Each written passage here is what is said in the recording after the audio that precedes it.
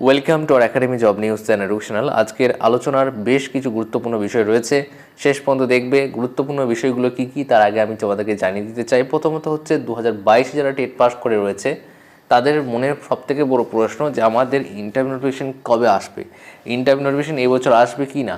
তার সঙ্গে সঙ্গে যারা বাতিল গেল, মানে যারা বাদ হয়ে গেল এসএসসিতে 26,000, সেই এসএসসি শিক্ষক শিক্ষিকাদের কী হবে, কারণ তারা সুপ্রিম কোর্টে গিয়েছে।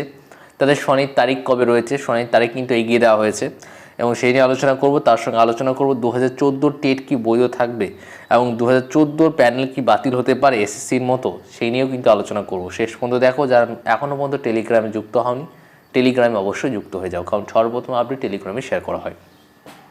প্রথমত আলোচনা করব 2022 মামলার নিষ্পত্তি কবে হতে পারে, কারণ দেখো সামনে কিন্তু জুন মাস চলে আসছে। একটা জুন মাসে তোমাদের নিষ্পত্তি হওয়ার সম্ভাবনা কমে যাবে। এই মে মাসে যদি নিষ্পত্তি না হয় তাহলে নিষ্পত্তিটা কবে হতে পারে। নতুন একটা তারিখ দেওয়া হয়েছে, এই তারিখে কি হবে সেটা কিন্তু এখন পর্যন্ত বলা যাচ্ছে না। কিন্তু এই যে নতুন তারিখটা দেওয়া হয়েছে, এই নতুন তারিখে যতটা আমাদের কাছে আপডেট রয়েছে যে না, সময়টা কিছুটা হলেও এগিয়ে যাবে এবং যতটা আপডেট রয়েছে মে মাসের মধ্যেই তোমাদের 2022 মামলার নিষ্পত্তি হতে পারে। ঠিক আছে, এই 2022 মামলার নিষ্পত্তি হলেই কিন্তু 2022 যারা টেট পাস করেছে তাদের ইন্টারভিউ নোটিফিকেশন প্রকাশিত হবে, অর্থাৎ ভোটের পরে যে ইন্টারভিউ নোটিফিকেশন প্রকাশিত হবে সেটা কিন্তু বাস্তবায়িত হতে চলেছে এবং এবছরই কিন্তু নোটিফিকেশন প্রকাশিত হবে। আর তোমরা যদি ভাবো যে না এবছর বের হবে না, এবছরই হবে, কিন্তু অপর দিকে অনেকের প্রশ্ন রয়েছে যে 2014 সালে যে টেট হয়েছিল সেই টেটে কিন্তু অনেক দুর্নীতি হয়েছে এবং অনেক দুর্নীতি হওয়ার ফলে অনেক ওএমআর পাওয়া যায়নি। এর ফলে কি 2014 যে টেট, সেই টেটের প্যানেল কি বাতিল হতে পারে এসএসসির মতো, এই নিয়েও কিন্তু আলোচনা করছি। দেখো এসএসসি যে মামলা সেটা 29 এপ্রিল হতে চলেছে, একটু এগিয়ে দেওয়া হয়েছে। 29 এপ্রিল এসএসসি সুপ্রিম কোর্টের মামলা শুনানি সেটা কিন্তু হবে। তাই 29 এপ্রিল কী হচ্ছে না হচ্ছে বিস্তারিত যদি জানতে চাও তাহলে অবশ্যই সাবস্ক্রাইব করে যুক্ত হয়ে যাও, সর্বপ্রথম আপডেট তোমরা পেয়ে যাবে। তাহলে চলো 2014 নিয়ে কথা বলি। এখানে এসএসসি নিয়ে কথা বলছি না, কেন বলছি না, কারণ এসএসসি মামলা বিষয়টা বিচারাধীন রয়েছে সুপ্রিম কোর্টে এবং এই বিষয়টা 29 এপ্রিল জানতে পারবো যে কী হতে চলেছে। কিন্তু এখানে একটা কথা তোমাদেরকে বলে দিই, স্টে মানে কিন্তু চাকরি বাতিল নয়, স্টে মানে কিন্তু রায় বাতিল নয়। যতক্ষণ পর্যন্ত স্টে থাকে ততক্ষণ পর্যন্ত রায়টা কার্যকর হয় না, অর্থাৎ এখন স্টে পড়ে রয়েছে, তাই যে রায় বাতিল কিন্তু নয়। ঠিক আছে, এটা কিন্তু 29 এপ্রিলে কিন্তু জানা যাবে। এবার বিষয়টা হচ্ছে 2014দেরকে নিয়ে, কারণ 2014 সালে যে রিক্রুটমেন্ট হয়েছে সেখানে বড় বড় রিক্রুটমেন্ট হয়েছে।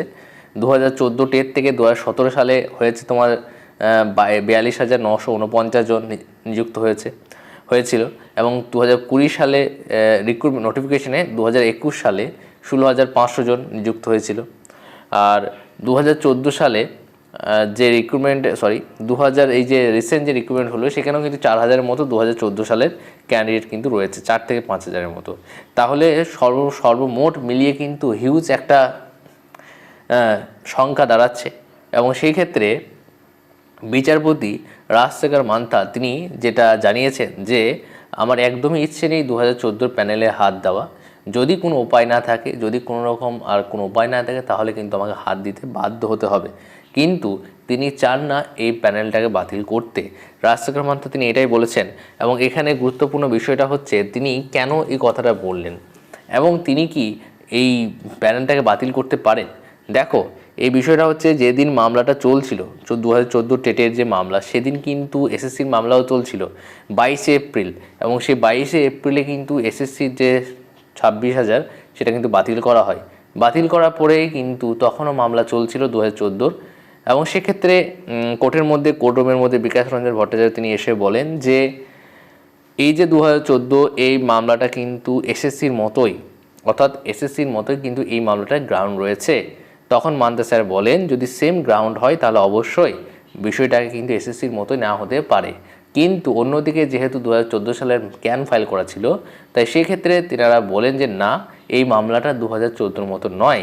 তিনি বলেছেন ঠিক আছে আমি বুঝতে পারছি, কিন্তু এখানে ম্যাক্সিমাম জন কিন্তু চাকরি পাওয়ার জন্য এসেছে, যারা কোর্টে এসেছে তারা চাকরি পাওয়ার জন্য এসেছে। এখন যদি 2014 সালে প্যানেলটা বাতিল করে দেওয়া হয় তাহলে যারা চাকরির জন্য যারা চাকরির জন্য যোগ্য তারাও কিন্তু বাতিল পড়ে যাবে, তারা এখন চাকরি পাবে না। ঠিক আছে, এবং তিনি বলেছেন যদি কোনো রকম কোনো রকম উপায় না পাই, কোনো রকম রাস্তা যদি না পাই, তাহলে কিন্তু আমাকে প্যানেলে হাত দিতে হবে, সেই ক্ষেত্রে কিন্তু দেখার বিষয়। এবং তিনি এই যে স্পেশাল ফিক্স ম্যাটার হিসেবে 30শে এপ্রিল কিন্তু চূড়ান্ত রায়দান করতে চলেছেন।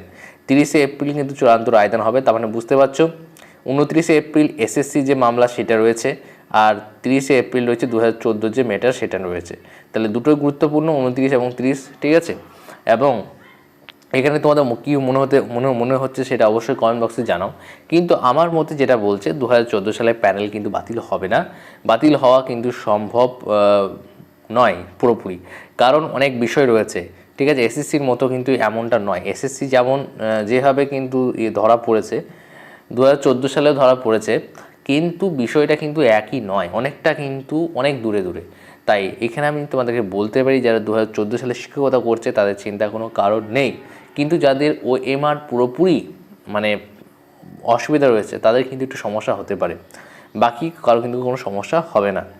আর সুপ্রিম কোর্টে যেহেতু গিয়েছে সেহেতু একটা আশা হলো কিন্তু দেখা যাচ্ছে যে এসএসসি পুরোপুরি মানে বাতিল হওয়ার সম্ভাবনা কিন্তু নেই, যেটা ডিভিশন বেঞ্চে বাতিল করেছে। তাই শেষ পর্যন্ত দেখার বিষয় 29শে এপ্রিল কী হচ্ছে। আর 2014 সালের এই বিষয়টা কিন্তু 30শে এপ্রিল স্পেশাল ফিক্স ম্যাটার হিসাবে কিন্তু চূড়ান্ত রায়দান করবেন।